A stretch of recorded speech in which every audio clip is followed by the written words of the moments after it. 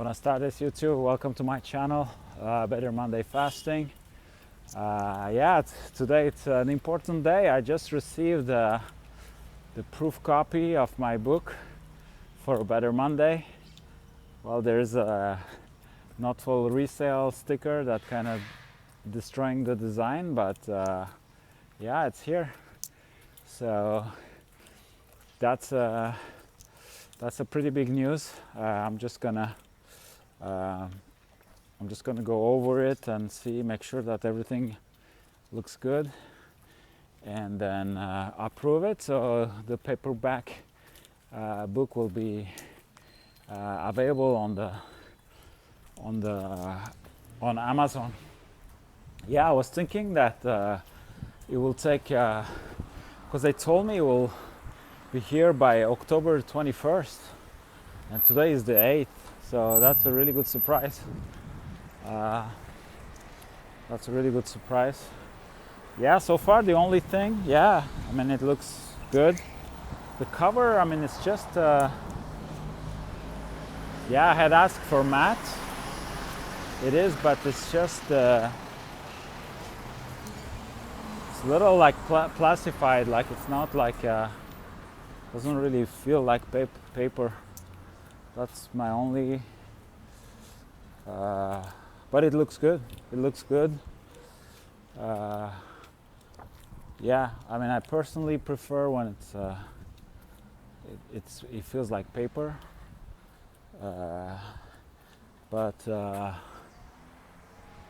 Wow, that's I was just heading out, and the doorman where I live, it's like, "Oh, I got a package for you." So I wasn't expecting it. I was actually about to shoot a video in Spanish. I just recently started the same channel. It's called Por un lunes mejor. The title of the book, but in Spanish. So I started a YouTube channel, Por un lunes mejor, and I'm like shooting videos in Spanish. And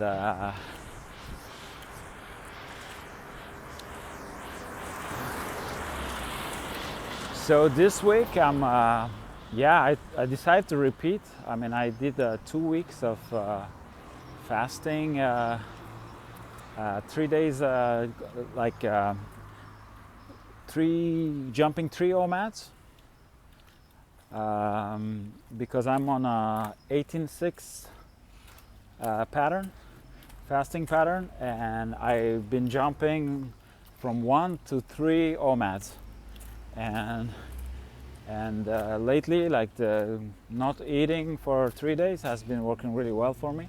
So I've been eating 4 days a week, and so I ate on Sunday, broke my fast on Sunday. I ate Monday yesterday, and today I'm not gonna eat. I'm not gonna eat on Thursday, and I'm not gonna eat on Saturday. So it's a nice little pattern. It's been working pretty good so far. So I'm gonna push it as much as I can until the next one I want to do is the 1-1. That one always challenged me, and because it's a base 2 pattern, then it changes the days. Like the repetition happens over 2 weeks periods, so it kind of changes the our weekly pattern. So like I don't work out on Sundays. I do kind of my groceries on Sundays. I get a massage on Saturdays, and so if I do the 1-1, it's gonna change. So it will be for example, like a day when I'm getting the massage. Usually I don't eat. So now it will be a day. So it will be 1 week I won't be eating, and 1 week I'll be eating. So I'll see. That's something I wanted to do, and see how far I can go. I had already done it for 5 days of fasting, like for 10 days, and it's back then it was really challenging. it was really challenging, because when you do the 1-1 pattern, is like you go you're always in adaptation, because when you're going into fasting, it's work. You have to adapt, and when you come out of fasting, it's work. So with the 1-1, you're always like going back and forth. So that's the challenge, and it has been challenging me when I was doing it. The cool thing about it is, like, sometimes you feel like there are some processes that, so you're fasting. That's really like, I'm basing it on feeling, but you feel like the body is doing certain processes, then you eat one day, and then you go to fasting, and once the body gets to rhythm, like the body knows that, the following, not the next day, but the following day, you'll be fasting again. So it seems like he puts the processes of preparation on pause, and then he takes it back where he left. Like, so it's interesting. And then, like, if on a weekly basis I can get a hang of it, then it's a great. Maybe I'll go like that for a while, because then that's how you just eat every 2 days. So it's a nice pattern. Like, it could be very sustainable. You just get into the habit of, you eat once and then you go 2 days. You eat once and you go 2 days. So yeah, it's so that could be the next one, because right now I'm very close. It's just I'm eating 4 meals. I'm skipping 3. So a week has 7 days. So I think in total I'll be fasting a half day more than what I'm doing currently. It'll be 3.5 days. So yeah, so why not try that? But I'm really happy to have my book. It's just the not for sale sticker, or the print kind of destroys the beautiful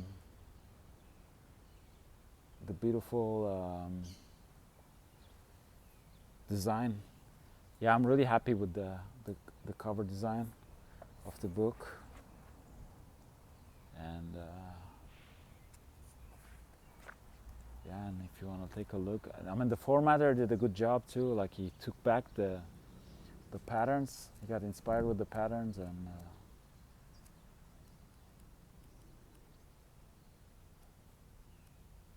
yeah. Oh my God, this is just great. Like, this is now it feels like, it feels like I've written a bock.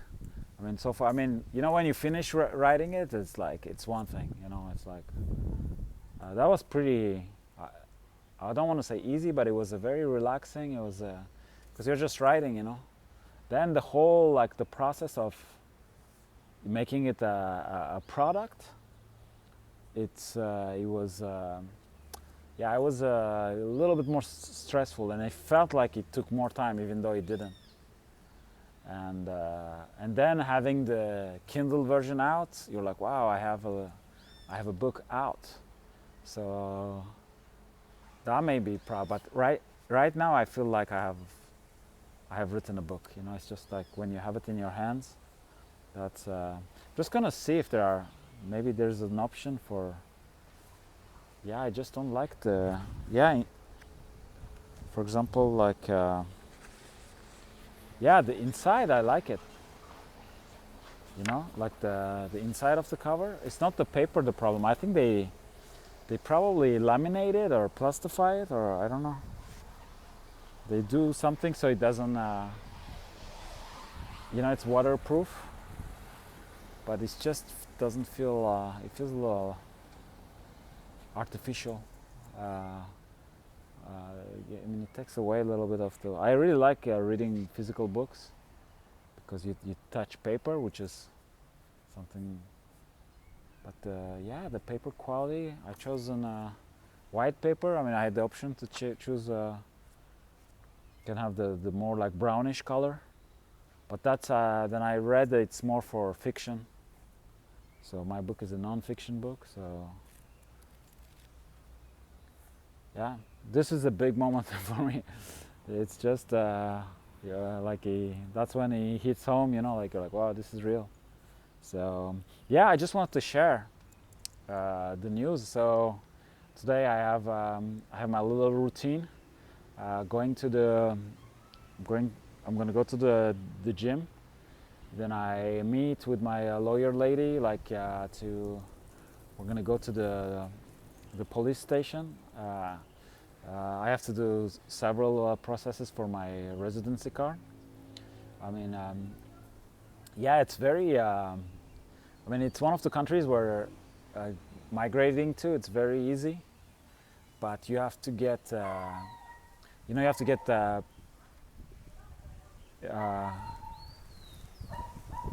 you have to get criminal records from your country. And since I have two countries, so I had to get two, one from Turkey and one from Switzerland.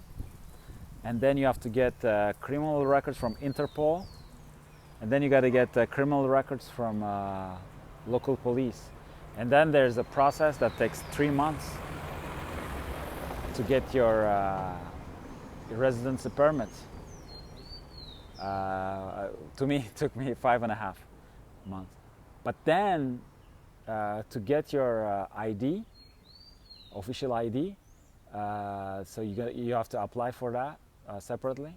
But now they want to know if in the meantime you have committed any crimes, you know. So now you have to get all the Interpol again, the local police again, and well, from Switzerland, like I don't need, I think, but the lady who's helping me, she asked me if I got my criminal records from Turkey and here from the consulate. So that means that maybe I might need to get another one. So even though it's the easiest in Latin America, it's still, yeah, I mean, it's still serious, like, which makes total sense, you know, like they don't, I mean, nobody wants like, criminals in their country, so that makes sense. So I wanted to share the big news. So I'll put the link of the Kindle edition, and I see I'm gonna put probably the okay to release that one, and we'll see if it's instant or not. If it is, I'll put at one point I'll put the link. So if you want to have the paperback and read a real book with real pages, I mean, it's so much better, like the experience, like to read the physical book, you know. I'm so happy and proud. Like this is right now the only thing bothering me is the not for sale, the sticker, because it's like yeah, I think the design is. They say don't read the book by its cover, don't judge the book by its cover, but I hope people will judge my book by its cover, because yeah, the designer Stefan did a really good job. Like he's from Bosnia, and that's what I love about my life of entrepreneur right now. Like on Fever, you know, you get there's so much talent out there. So for my book, I got the book cover. It was a guy from Bosnia. The formatting, it's a guy from Nigeria. I call him the formatting king. Like he has a lot of experience. And then the line editing was done by a woman from California, from the U.S.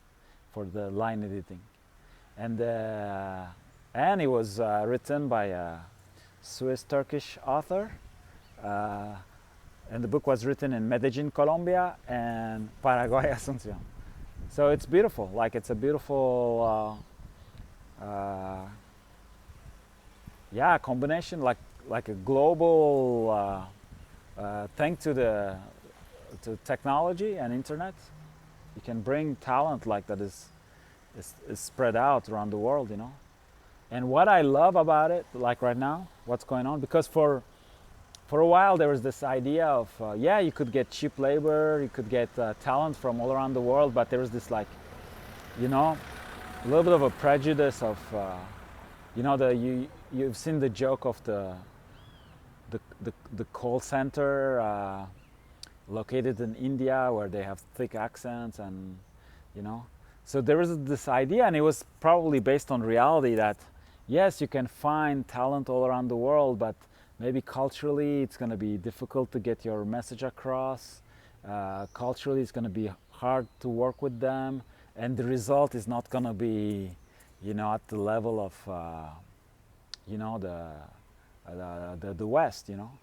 And with my experience on Fever, that is like, that is going to trash, you know, because like here you have, you know, like a book cover designer from Bosnia, and it has, like, I mean, it has the level, it's so professional, it has the level, the vision of any book. I mean, like he could be from San Francisco, you know, like it wouldn't make, like I will believe it, you know, like it's not, so that is falling. And the guy from, the formatter from Nigeria is just, yeah, I mean, everything, I mean, the job is well done, but also the communication and everything, and the level of professionalism,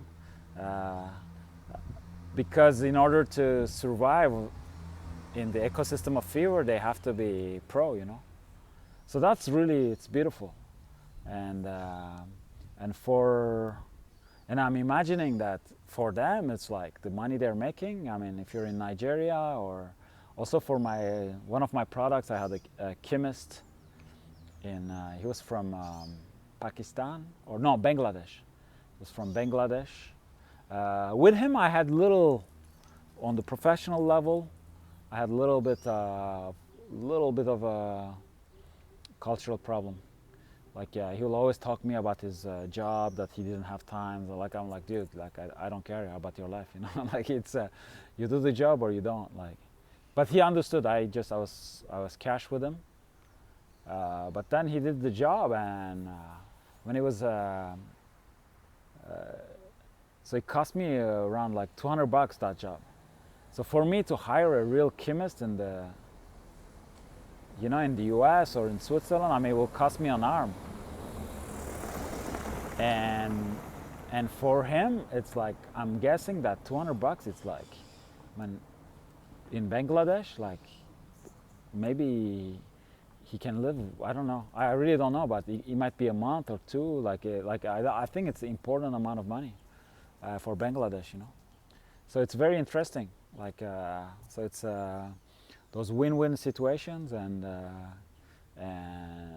you're getting things done, and all you need is your laptop, and you know, you're writing a book in Medellin and Asuncion, and you know, getting things produced, physical products produced in the US, but you're getting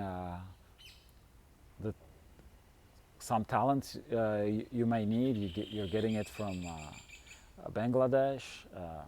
Yeah, I think it's beautiful. It's really beautiful, and I think it's gonna get better, and it's gonna solve a lot of problems. You know, because that's what I was killing myself when I was in Turkey in 2022. I see a lot of young people with a lot of talent, and very depressed. You know, the situation in Turkey, like. The job is so difficult to get the job, and when you get it, they just exploit you, and you know, this like hopelessness situation, you know. And I was trying to tell them, you know, you don't need, like, don't limit yourself to the country where you're from, and take it as an advantage. And back then, I mean, I think it had changed. Right now, I think Turkey is pretty expensive, but back then it was very affordable, you know. Compared to the West, and I'm like, that's a great advantage, you know. Like, you know, just get a job, like, you know, get projects in the US or the UK or Europe, and keep living in Turkey, like, and you like earn dollars and live like a king here, you know. But I was telling them, I mean, you need to learn the language, you know, to communicate, but most importantly, you need to learn how to work at their level of professionalism, because in Turkey it's a little bit, I mean, people are very hardworking, you know, in general. I mean, things get done and stuff, but it's not always, you know, they say, it's going to be ready for that day, and it's like, there are certain things that you won't fly in the West. So they just need to learn that, like how things are being done, like the professional culture in the West, and being able to communicate, you know, in that language, and then find clients outside, and then it's a win-win situation, because somebody from Denmark, Switzerland, you know, like say they need a graphic designer, or they need a programmer, or, you know, it's gonna cost very, like, it's gonna be very expensive to find a talent like that in their own country, you know. And now they can find somebody like equally talented for less money, and the money they'll be paying, it'll be a lot for the receiver. So it's just beautiful. Like as much as with technology is a double-sided, double-edged sword. I don't know if we say it like that. You know, I'm very skeptical of how technology is being used, but, you know, with facial recognition and social scoring in China, like things like that. But at the same time, you know, it gives, if it's used like in a good way, it's amazing. And now, like, you know, I have a company, like I have 2 brands, and I'm getting stuff done, and I'm an author, and I can choose where I want to live. Like, so, you know, I can live in affordable places. I mean, it's relative what is affordable or not, but like more affordable than the West. This is just fantastic. Like, it's just a fantastic sense of freedom one can have. So yeah, so this video wasn't really on fasting, and I think I forgot to do the warning of you know, at the beginning when I say please, what do I say? Please do your own research before making any decisions on health-related decisions. I mean, it's still valid for this video, but I didn't talk about any. Well, I talked a little bit about my fasting pattern. So yeah, so do your own research before making any health-related decisions. Thank you for watching. I see you in the next one, hopefully.